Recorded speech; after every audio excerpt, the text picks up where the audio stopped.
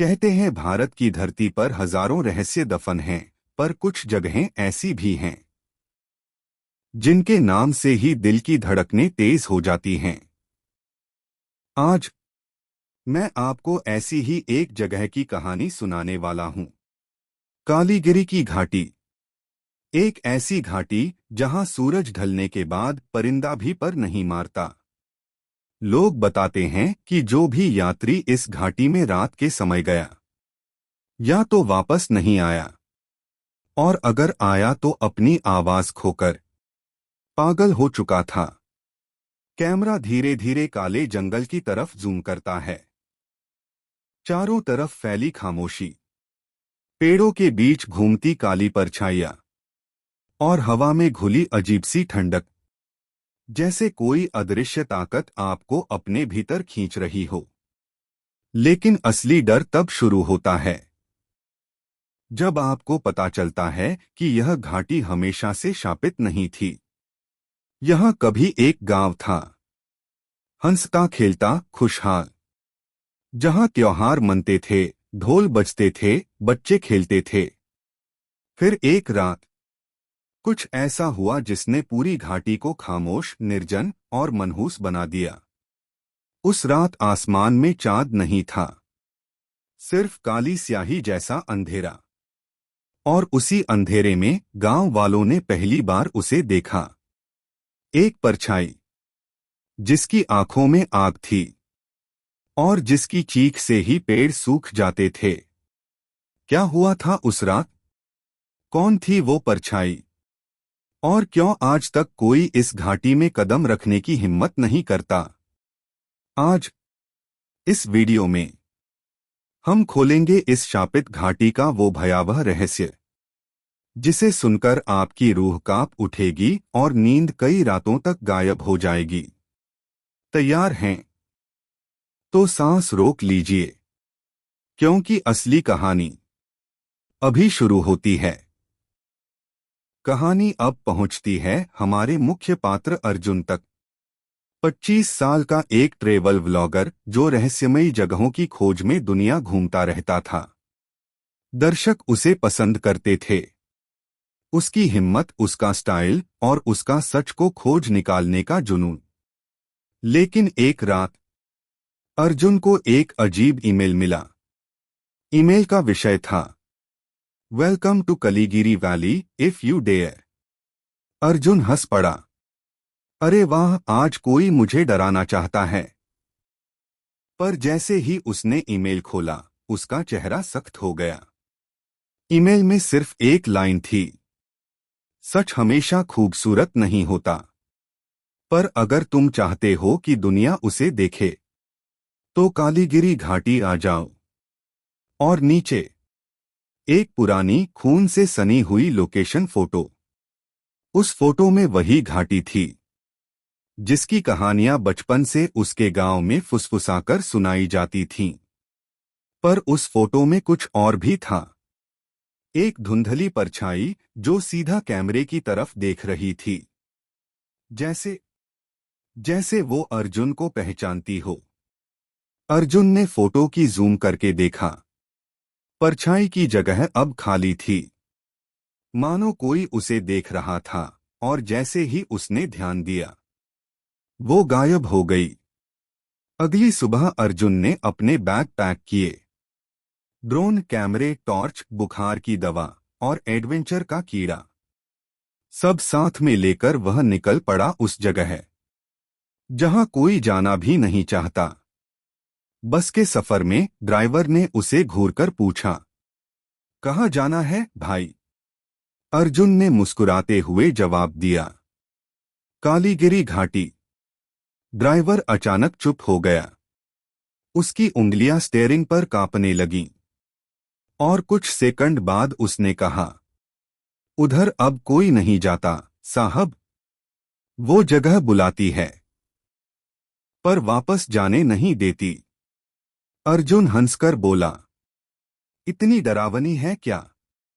Driver की आंखें सीधी सड़क पर टिक गईं। डरावनी नहीं साहब, जिंदा है।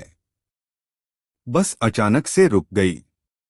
ड्राइवर ने इशारा किया। आगे का रास्ता मैं नहीं जाऊंगा, आपको पैदल ही जाना पड़ेगा। दूर जंगलों के बीच एक कच्चा रास्ता था, अंधेरा, सुनसान और अजीब सी ठंडी हवा से भरा। अर्जुन ने कैमरा ऑन किया और बोला, गाइस, दिस इज इट। अब असली एडवेंचर शुरू होता है। उसे यह नहीं पता था कि वह अपने कैमरे में केवल घाटी की फुटेज नहीं, बल्कि अपनी आखिरी रात भी कैद करने जा रहा था। वह जैसे ही उस रास्ते पर कदम रखता है, पेड़ों के बीच से कोई फुसफुसाता है, तुम आ ही गए। अर्जुन पलटकर देखता है, कोई नहीं, लेकिन हम जानते हैं कहानी यहीं से अंधेरी मोड़ लेने वाली है। अर्जुन कालीगिरी घाटी की ओर बढ़ ही रहा था कि उसे रास्ते में एक टूटा फूटा पत्थर का बोर्ड दिखाई दिया, जिस पर धूल और काई जमी थी। उसने अपना हाथ चलाकर धूल हटाई और अक्षर सामने आए, देवकुंड गांव 1 किलोमीटर। अर्जुन चौंक गया। उसके दादाजी उसे बचपन में एक गांव की कहानी सुनाते थे, एक ऐसा गांव जिसे एक रात में पूरा खाली पाया गया था। वो गांव था देवकुंड। वो कैमरा ऑन करते हुए बोला, गाइस, ये वही गांव लगता है जिसकी कहानियां मैं बचपन से सुनता आया हूं। मैं देखता हूं यहां क्या बचा है। जैसे जैसे अर्जुन आगे बढ़ता गया, जंगल और घना होता गया। हवा में एक अजीब सी गंध थी, नम मिट्टी, धुआं और कुछ ऐसा जो इंसानी नहीं था। कुछ ही देर में उसके सामने गांव आ गया।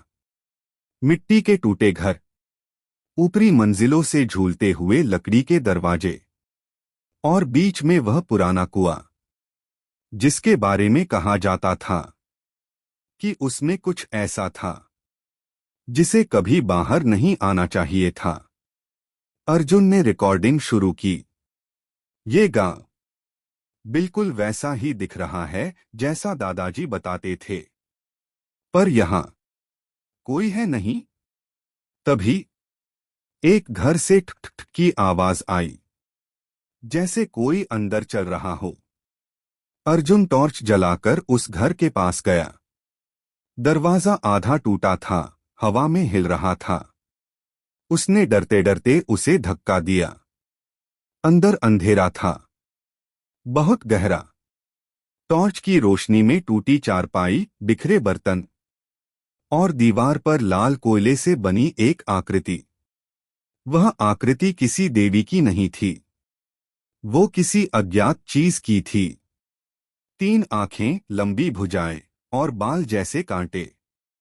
अर्जुन धीरे से बोला, यह किसने बनाया होगा? अचानक घर की दूसरी तरफ से किसी के भागने की आवाज आई। कौन है वहां? अर्जुन चिल्लाया। टॉर्च का बीम जैसे ही कोने पर गया, उसे एक सूखी, हड्डियों सी दुबली पूंछ दरवाजे के बाहर फिसलकर भागती दिखी। अर्जुन ने सुना एक हल्की आवाज, जैसे कोई औरत बहुत धीमे बोल रही हो, यहां क्यों आया? लौट जा। वह पीछे मुड़ा, कोई नहीं। अर्जुन का दिल तेजी से धड़कने लगा। उसने गहरी सांस ली और कहा, मैं यहां सच जानने आया हूं और पीछे नहीं हटूंगा। अगले ही पल उसने गांव के बीच खड़े उस पुराने कुएं की तरफ देखा। कुएं के चारों तरफ भूमि पर नाखूनों से खरोंचे गए गहरे निशान थे, जैसे किसी जानवर ने नहीं, बल्कि किसी मानव आकार के दैत्य ने बाहर आने की कोशिश की हो। अर्जुन करीब गया। कुएं के अंदर से हल्की सी मंत्रोच्चार की ध्वनि आ रही थी, पर वह आवाज किसी इंसान की नहीं लग रही थी। वह ऐसी थी जैसे कई आवाजें मिलकर एक साथ फुसफुसा रही हों। अर्जुन ने कैमरा नीचे किया और धीरे से बोला, देवकुंड गांव सिर्फ खाली नहीं हुआ था, यहां कुछ जाग गया था। जैसे ही वह वहां से आगे बढ़ने लगा, उसकी नजर एक टूटी झोपड़ी पर पड़ी और उस झोपड़ी की दीवार पर लिखा था, कालीगिरी का श्राप रात में चल पड़ता है। अब अर्जुन को समझ आ चुका था, वह किसी सामान्य गांव में नहीं, एक शापित इतिहास के बीच खड़ा था। और वह इतिहास आज भी जिंदा था। देवकुंड गांव की खामोशी अब सिर्फ खामोशी नहीं रह गई थी, उसमें एक डर छुपा था, एक ऐसा डर जो हवा में भी महसूस हो रहा था। अर्जुन गांव के आखिरी मोड़ पर पहुंचा, जहां मिट्टी की पगडंडी अचानक घने जंगलों में गुम हो जाती थी। एक टूटा हुआ लकड़ी का बोर्ड पड़ा था, जिस पर लिखा था, कालीगिरी घाटी प्रवेश निषेध। अर्जुन ने कैमरा चेहरे पर किया। गाइस, ये है वो रास्ता जिसके बारे में कहा जाता है कि रात के बाद यह खुद ब खुद बदल जाता है। पर मैं इसे एक्सप्लोर करने वाला हूं। उसे नहीं पता था कि अब उसके कैमरे के लेंस में सिर्फ रास्ता नहीं, एक अदृश्य शक्ति भी कैद होने वाली थी। पहला कदम और बदलती हवा। जैसे ही अर्जुन ने घाटी के रास्ते पर पहला कदम रखा, हवा अचानक शांत हो गई। इतनी शांत कि उसके पैरों के नीचे टूटती टहनियों की आवाज स्पष्ट सुनाई देने लगी। उसने धीरे से बोला, ये कुछ अलग है। देवकुंड गांव में हवा चल रही थी, पर यहां बिल्कुल सन्नाटा है। उसी सन्नाटे में अचानक एक मंद सा स्वर उठा, जैसे कोई औरत दूर से गा रही हो। धीमी खिंची हुई दर्द भरी आवाज। अर्जुन रुक गया। उसका चेहरा सफेद पड़ने लगा। क्या यहां कोई और भी है? उसने आवाज की दिशा में टॉर्च लगाई। पेड़ों के बीच कुछ नहीं। पर उस क्षण कैमरे की स्क्रीन पर एक धुंधली आकृति बिल्कुल पीछे से गुजरती दिखाई दी। अर्जुन ने मुड़कर देखा। कुछ भी नहीं। रास्ते पर पड़े अजीब निशान। थोड़ा आगे बढ़ते ही उसे जमीन पर लंबे गहरे निशान दिखाई दिए, मानो किसी ने पैरों से नहीं बल्कि घसीटकर इस रास्ते पर कुछ भारी चीज को लाया हो। लेकिन सबसे डरावना हिस्सा ये था, उन निशानों के बीच इंसानी उंगलियों जैसे हल्के गड्ढे बने थे, जैसे कोई जख्मी इंसान जंगल में घिसटते हुए भीतर गया हो। अर्जुन ने कंपकंपाती आवाज में कहा, ये इंसानी नहीं लगता। जैसे ही वह झुककर निशानों को देख रहा था, अचानक एक सूखी डाली उसके बिल्कुल पास जोर से टूटकर गिरी। टूटी डाली के गिरने की आवाज नहीं डरावनी थी। डरावना था वह एहसास कि डाली किसी ने फेंकी थी। अर्जुन ने टॉर्च ऊपर की। पेड़ों के बीच कुछ नहीं। पर तभी एक छाया पेड़ से पेड़ पर तेजी से कूदी। अर्जुन ने देखा, परछाई इंसान जैसी नहीं थी। उसके हाथ बहुत लंबे थे और उसका शरीर छाया की तरह बिना आवाज के चलता था। ये आखिर क्या है? अर्जुन पीछे हटने लगा। घाटी का स्वागत। अचानक हवा में ठंडक और बढ़ गई, इतनी कि अर्जुन की सांसें धुंध की तरह बाहर निकलने लगीं।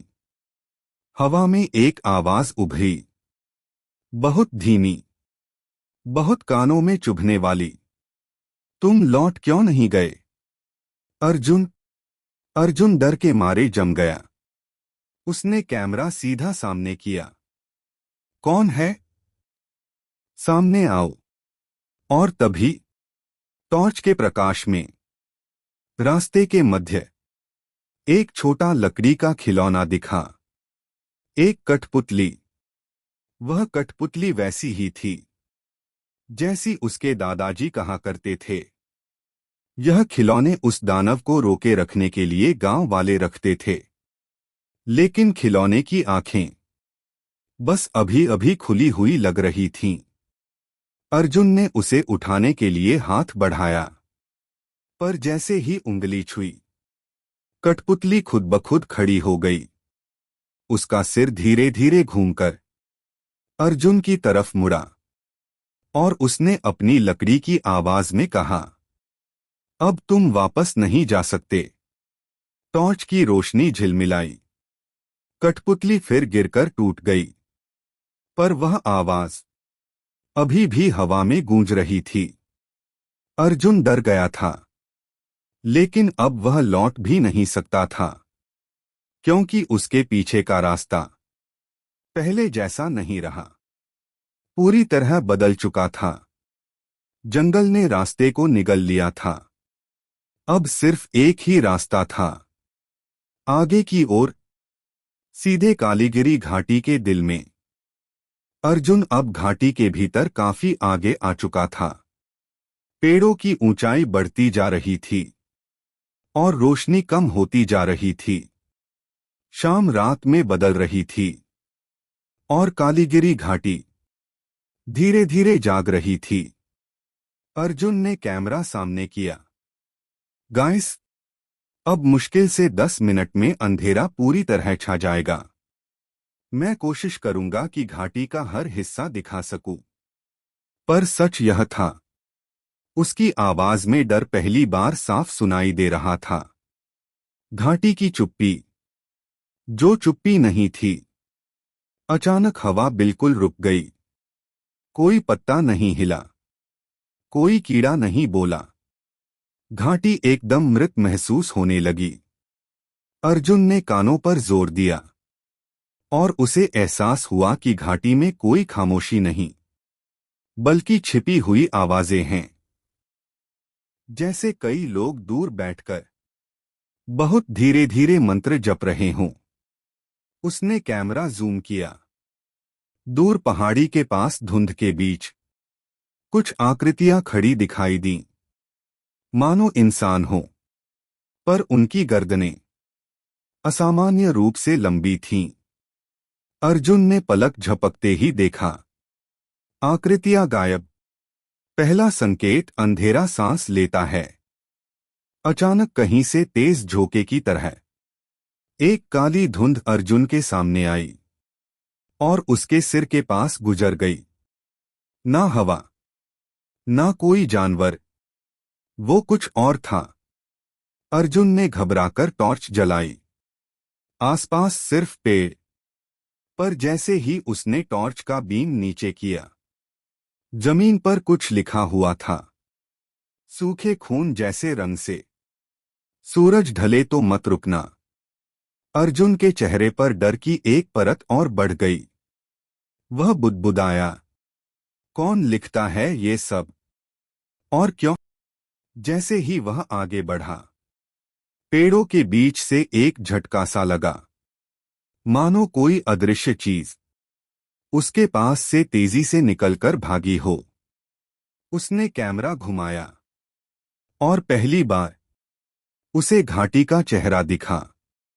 एक पेड़ की ऊंची डाल पर कोई चीज उल्टा लटक रही थी, लंबी, पतली, सूखी। चेहरा इंसानी, पर आंखें गहरी, खोखली और होठों पर जबरदस्ती खींची हुई मुस्कान। अर्जुन चीखने ही वाला था कि वह चीज गायब, मानो कभी थी ही नहीं। घाटी की फुसफुसाहट, अब हवा में सिर्फ एक आवाज थी, फुसफुसाकर नाम बुलाने की। अर्जुन, अर्जुन, अब तो रात शुरू होगी। अर्जुन ने चिल्लाकर कहा, तुम कौन हो? सामने आओ। जवाब में पूरे जंगल में एक ही क्षण में सैकड़ों फुसफुसाहटें गूंज उठीं। मत पूछो, मत पीछे देखो, रात ने तुम्हें देख लिया है। अर्जुन घबराते हुए बोला, ये हैल्यूसिनेशन है, ये सच नहीं है। पर तभी उसके कैमरे में एक चेतावनी दिखाई दी। Motion detected behind you. आपके पीछे कुछ चल रहा है। अर्जुन का खून जम गया। उसने धीरे धीरे कैमरा पीछे घुमाया, पर वहां कोई नहीं था। लेकिन जमीन पर ताजा पैरों के निशान थे, बड़े और इंसानी नहीं। पहली चीख। अचानक घाटी के दूसरी तरफ से एक भयानक औरत की चीख गूंजी। ऐसी चीख जैसे किसी को जिंदा जलाया जा रहा हो। अर्जुन के हाथ कांप गए।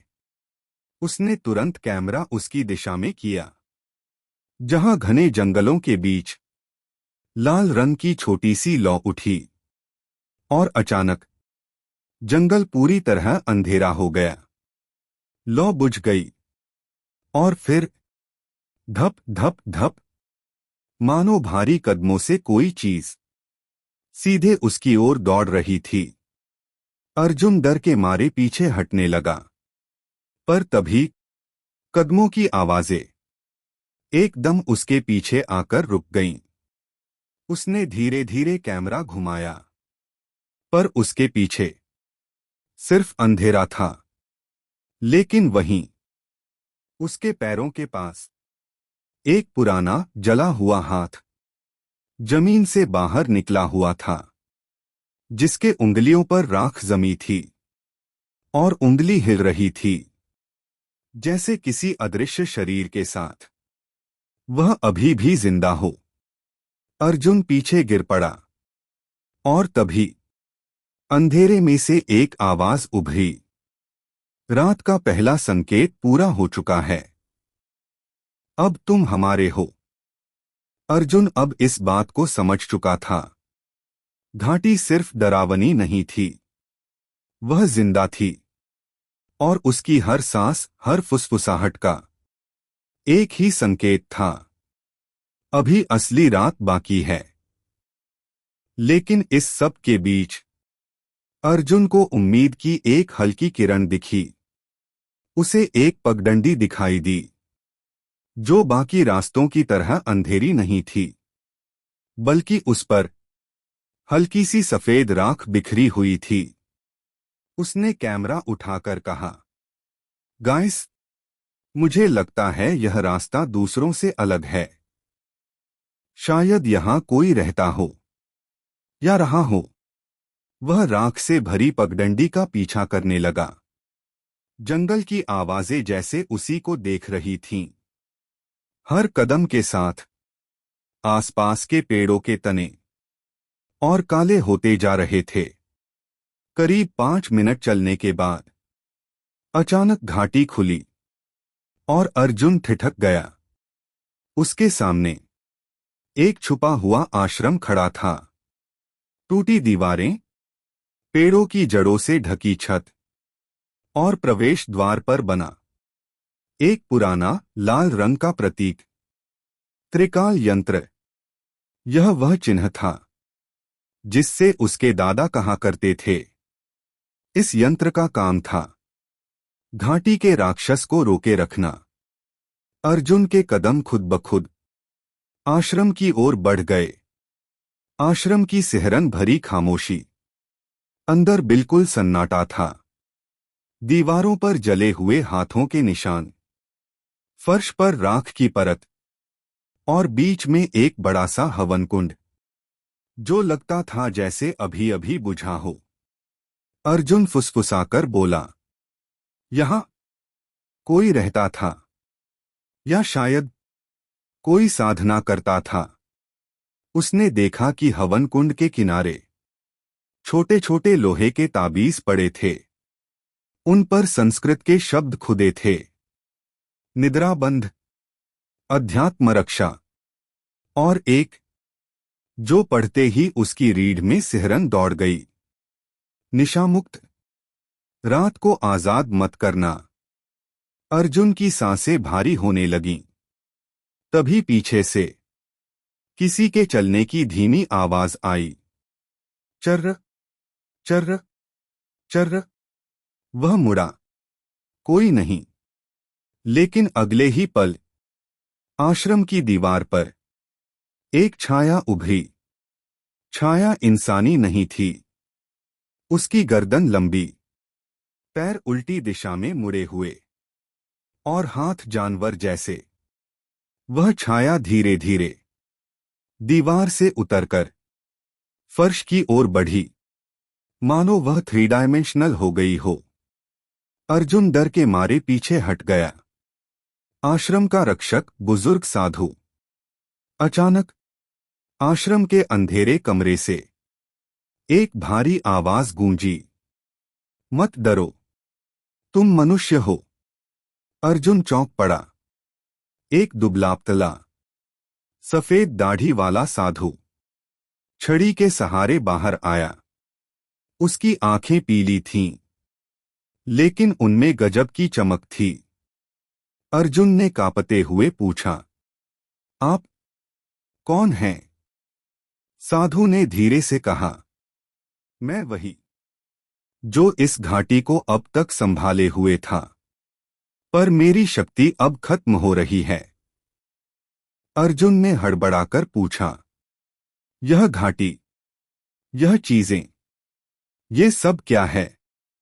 साधु ने गहरी सांस ली। बहुत पहले यहां एक तांत्रिक ने रात के देव को जगाने की कोशिश की थी। उसकी साधना गलत सिद्ध हुई और रात का देव इस घाटी में बंध गया, पर पूरी तरह नहीं। साधु का स्वर भारी था। हमने आश्रम बनाकर उसे यहीं रोके रखा, पर जिस रात ताबीज टूटे, घाटी का श्राप जाग उठता है। अर्जुन ने डरते हुए पूछा, और आज? साधु चुप रहे। कुछ क्षण बाद बोले, आज रात घाटी ने तुम्हें चुन लिया है। और इसका मतलब?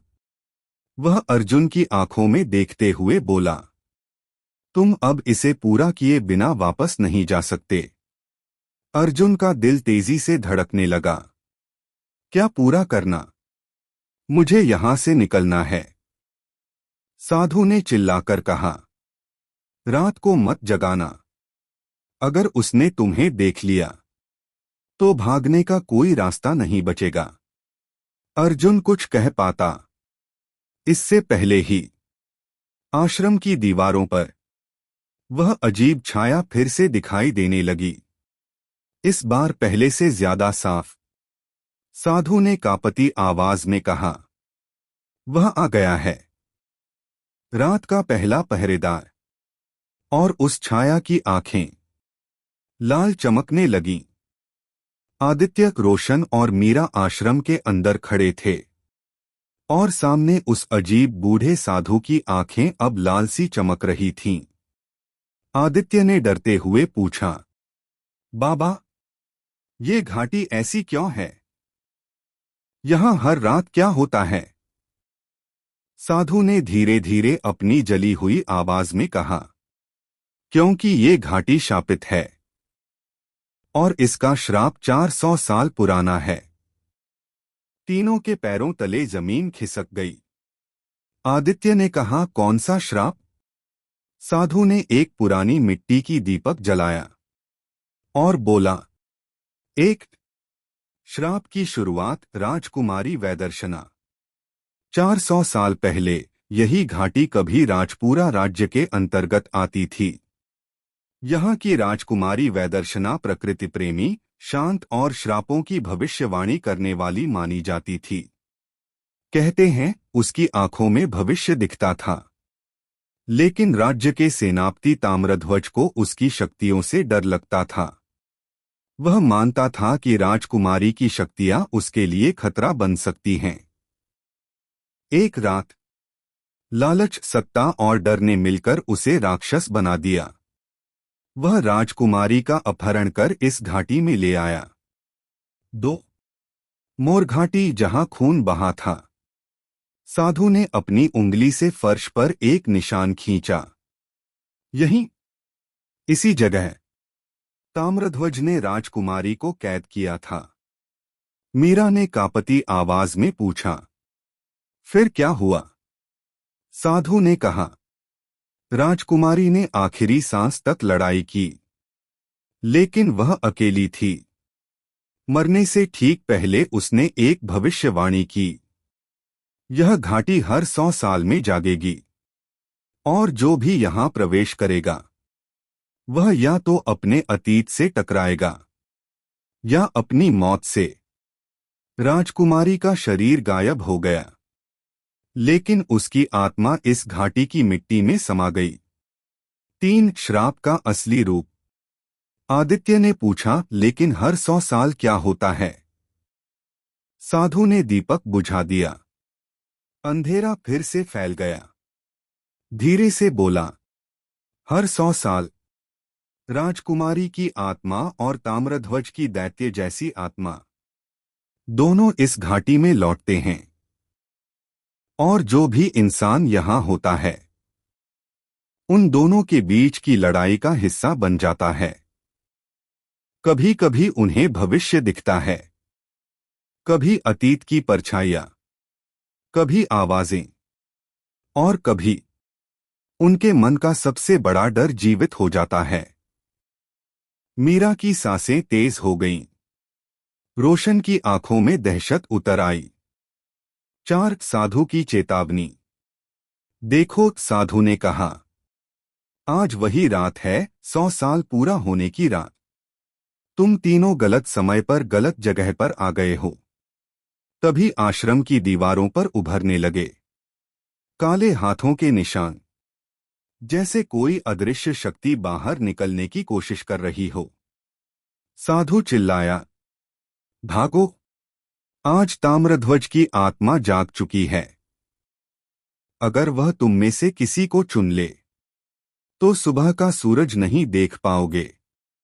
आदित्य, रोशन और मीरा एक दूसरे को देखते रह गए, लेकिन बाहर घाटी से आने वाली हवा की चीख कह रही थी, रात अभी शुरू हुई है, और इस श्राप का पीछा उनसे कोई नहीं छुड़ा सकता।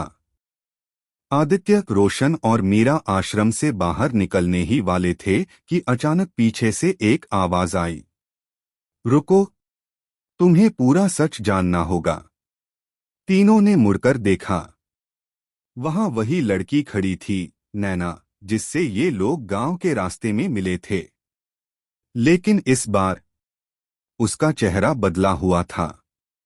आंखों में एक गहरी चमक, न डर न घबराहट, कुछ परिचित सा, फिर भी अजनबी। मीरा ने घबराकर कहा, नैना, तुम यहां कैसे? और तुम कौन हो असल में? नैना ने हल्की मुस्कान दी, एक ऐसी मुस्कान जिसमें रहस्य भी था और दुख भी। एक नैना का छुपा रूप। नैना बोली, मैं तुम्हें देवकुंड गांव की नहीं, इस घाटी की संतान हूं। मीरा ने चौंक कर कहा, क्या मतलब?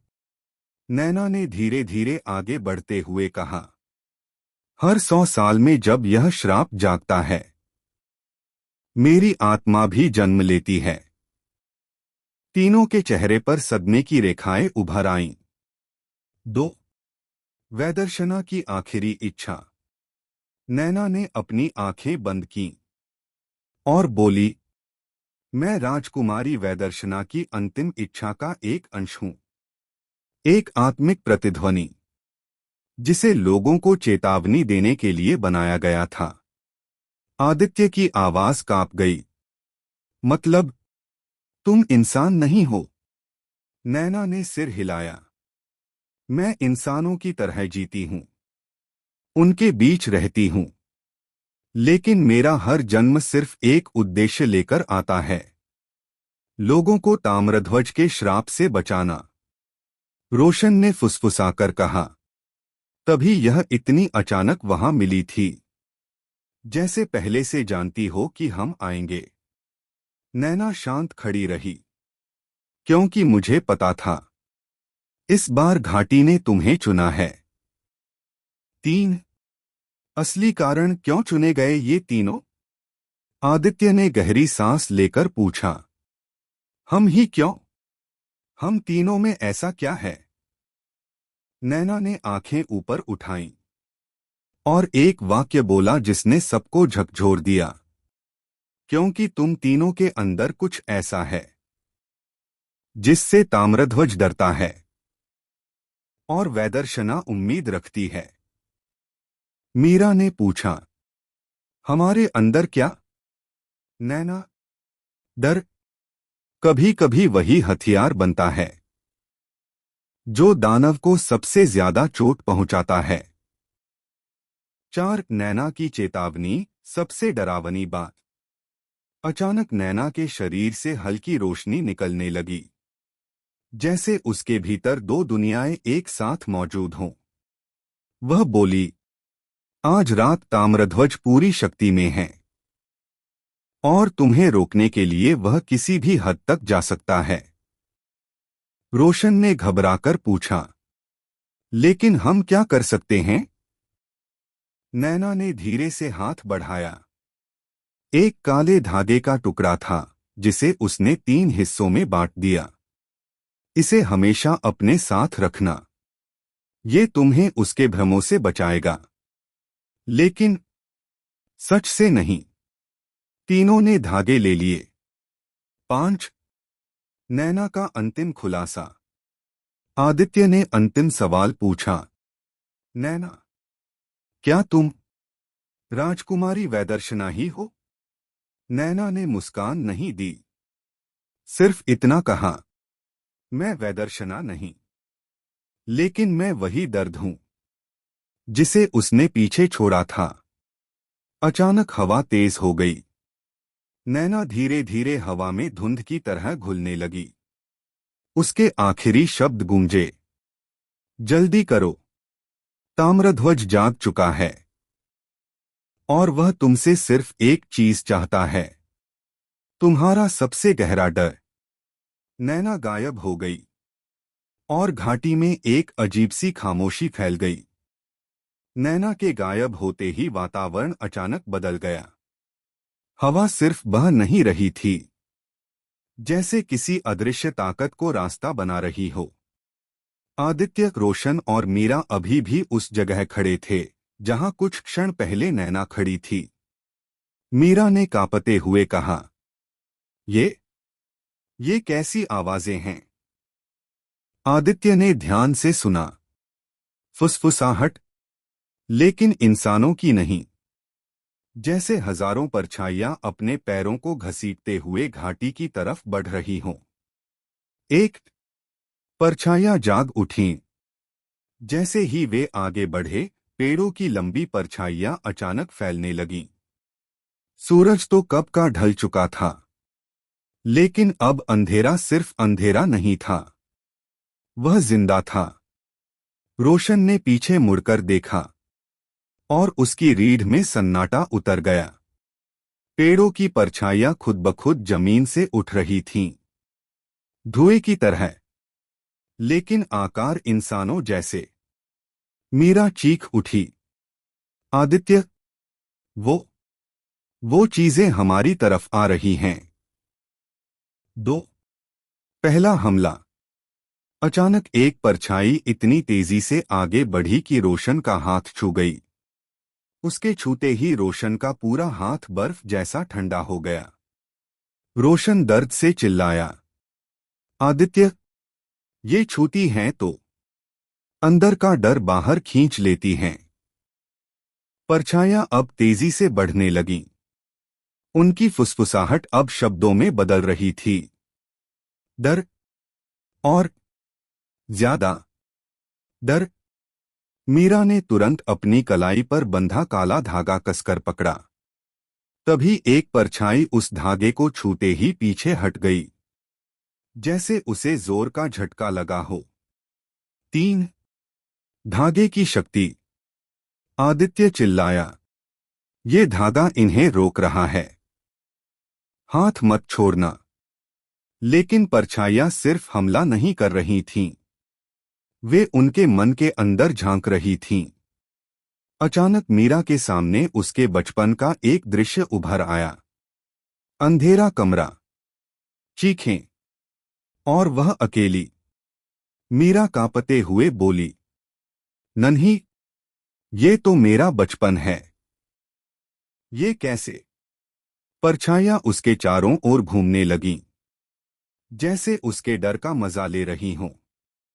रोशन ने घबराकर कहा, यही नैना कह रही थी, ये भ्रम से बचाएगा। लेकिन सच से नहीं। चार घाटी का रूप बदलना शुरू। तीनों अब भागने लगे। लेकिन जैसे जैसे वे दौड़ते, घाटी भी बदलती जाती। कभी रास्ता लंबा हो जाता, कभी छोटा, कभी गायब। पेड़ मुड़कर रास्ता रोक लेते। कभी जमीन दरक जाती, कभी हवा चीखने लगती। आदित्य ने चीखकर कहा, ये घाटी जिंदा है, ये हमें बाहर नहीं जाने देगी। उसी वक्त एक विशाल परछाई पेड़ों के पीछे से उभरी। ऊंचाई में करीब 10 फुट, आंखें दो लाल अंगारे, शरीर धुआं, आवाज ऐसी जैसे किसी ने पत्थर पीस दिए हों। तुम आ गए? मीरा पीछे हटते हुए बोली। ये कौन है? रोशन फुसफुसाया। ताम्रध्वज की पहली छाया। 5 परछाइयों का घेरा। अब सैकड़ों परछाइयां उन्हें चारों ओर से घेर चुकी थीं। रास्ता बंद। आवाजें बढ़ती जा रही थीं। डर, डर, डर। आदित्य ने अपने भीतर गहरी सांस ली। उसकी हथेलियां कांप रही थीं। लेकिन वह बोला, अगर हम डर गए तो ये जीत जाएंगी। परछाइयां और तेज हो गईं। अचानक सब परछाइयां एक साथ चीख उठीं और हवा में एक आवाज गूंजी, वह आ रहा है। तीनों ने एक साथ ऊपर देखा और घाटी के ऊपर पहाड़ी की चोटी पर एक काला विशाल दैत्याकार आकृति खड़ी थी। लाल आंखें, हाथ में टूटी तलवार, और उसके चारों ओर काला तूफान घूम रहा था। ताम्रध्वज 400 साल बाद वापस आ चुका था। ताम्रध्वज की दैत्याकार परछाई पहाड़ी की चोटी पर खड़ी थी। लाल आंखें जिंदा आग की तरह जलती हुई, और उसके चारों ओर घुमड़ता काला तूफान, जैसे पूरी घाटी उसके अधीन हो। आदित्य, रोशन और मीरा जम चुके थे। डर हवा में गूंज रहा था। पर तभी आदित्य को नैना की बात याद आई। सच से कोई धागा नहीं बचा सकता। उसने गहरी सांस ली और ताम्रध्वज के घूरते हुए चेहरे की तरफ देखा। एक ताम्रध्वज का आना और पहला रहस्य। अचानक ताम्रध्वज की आवाज घाटी में गूंजी, तुम तीनों मुझे रोक नहीं सकते। जैसे ही उसकी आवाज गूंजी, परछाइयां पीछे हट गईं, जैसे असली मालिक लौट आया हो। मीरा ने कांपते हुए पूछा, आखिर तुम चाहते क्या हो? ताम्रध्वज ने धीरे धीरे अपनी तलवार उठाई। लेकिन तलवार किसी को मारने के लिए नहीं, बल्कि कुछ दिखाने के लिए। तलवार हवा में घुमा और आकाश फट सा गया। और अचानक तीनों को दिखा राजकुमारी वैदर्शना की आखिरी रात का दृश्य। 2 वैदर्शना का असली श्राप। तीनों ने जो देखा उससे दिल हिल गया। ताम्रध्वज ने वैदर्शना पर हमला किया था, लेकिन मरते मरते उसने ताम्रध्वज को नहीं, बल्कि खुद को श्राप दिया था। मीरा घबराकर बोली, इसका मतलब? वैदर्शना ने श्राप दिया था कि वह हर 100 साल लौटेगी? ताम्रध्वज की आवाज भारी हो गई। हाँ, वह मुझे नहीं, इस घाटी को बांधकर गई थी ताकि मैं मरकर भी आजाद न हो सकूं। रोशन ने चौंक कर पूछा, तो असली कैदी तुम हो? ताम्रध्वज की आंखों में पहली बार दर्द चमका। 400 साल से मैं यही पूछ रहा हूं, मैं कौन हूं? दानव या वैदर्शना की गलती का शिकार? 3 तत्व सत्य घाटी किससे डरती है? अचानक हवा तेज हुई, परछाइयां कांपने लगीं। ताम्रध्वज ने हाथ उठाया और बोला, इस घाटी का श्राप मैं नहीं हूं, तुम्हारे डर हैं। आदित्य, मीरा और रोशन का दिल एक साथ धड़क उठा। ताम्रध्वज बोला, मैं तो बस एक प्रतीक हूं। घाटी हर 100 साल तुम्हारे डर को आकार देती है। मैं जितना बड़ा दिखता हूं, उतना ही बड़ा डर तुम में था। मीरा के आंखों में आंसू आ गए। रोशन ने धीरे से कहा, मतलब अगर हम डरना छोड़ दें तो? ताम्रध्वज, तो मैं मिट जाऊंगा। 4 अंतिम खुलासा, नैना कौन थी? अचानक हवा में सफेद रोशनी चमकी और नैना की धुंधली परछाई सामने उतर आई। लेकिन इस बार उसका चेहरा पहले जैसा नहीं, शांत, चमकता हुआ, पूर्ण। नैना बोली, मैं वैदर्शना की आत्मा नहीं थी, मैं उस हिस्से का रूप थी जो तुम्हारे भीतर साहस जगाता है। आदित्य के चेहरे पर हल्की मुस्कान आई। तो तुम हमारी रक्षा के लिए आई थीं? नैना बोली, नहीं, मैं आई थी तुम्हें याद दिलाने कि हर इंसान के अंदर ताम्रध्वज भी है और वैदर्शना भी। 5 अंतिम सत्य, श्राप का अंत। नैना और ताम्रध्वज दोनों एक दूसरे की तरफ देखे, जैसे 400 साल बाद कुछ पूरा हो रहा हो। नैना बोली, ये लड़ाई कभी तुम्हारी नहीं थी, ये तुम लोगों की थी जो डरकर खुद को खो देते हो। ताम्रध्वज ने धीरे से तलवार जमीन पर रख दी। लाल आंखों की आग बुझने लगी और उसके अंतिम शब्द थे, डर को मार दो, सांप खुद मर जाएगा। एक तेज रोशनी फैली और ताम्रध्वज हवा में घुलने लगा। सैकड़ों परछाइयां रोशनी में जल गईं। नैना मुस्कुराई, अब जा सकते हो, तुमने श्राप तोड़ दिया है। रोशनी धीरे धीरे शांत हो गई और घाटी सदियों में पहली बार शांत हो गई। घाटी अब शांत थी। वो चीखें, वो फुसफुसाहटें, वो परछाइयां, सब गायब। सिर्फ हवा का धीमा स्पर्श, जैसे सदियों बाद घाटी ने पहली बार सुकून की सांस ली हो। आदित्य, रोशन और मीरा पहाड़ी के किनारे खड़े थे और उनके पीछे सूरज धीरे धीरे उग रहा था। इस बार सूर्योदय अलग था। नाखूनों जैसा चुभता अंधेरा नहीं, बल्कि एक नई उम्मीद की रोशनी। तीनों कुछ देर तक चुप रहे, शायद इसलिए कि कुछ सच शब्दों में नहीं, महसूस करने में अच्छे लगते हैं। आदित्य ने धीरे से कहा, कभी कभी हम जिन चीजों से भागते हैं, वहीं उन्हें हराने की सबसे बड़ी ताकत छुपी होती है।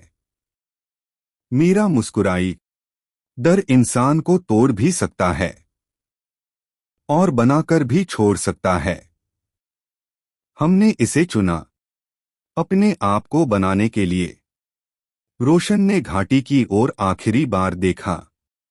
अब वो वही शापित जगह नहीं थी, बल्कि एक शांत, साधारण घाटी जिसने अपनी कहानी मिट्टी में दफन कर दी थी।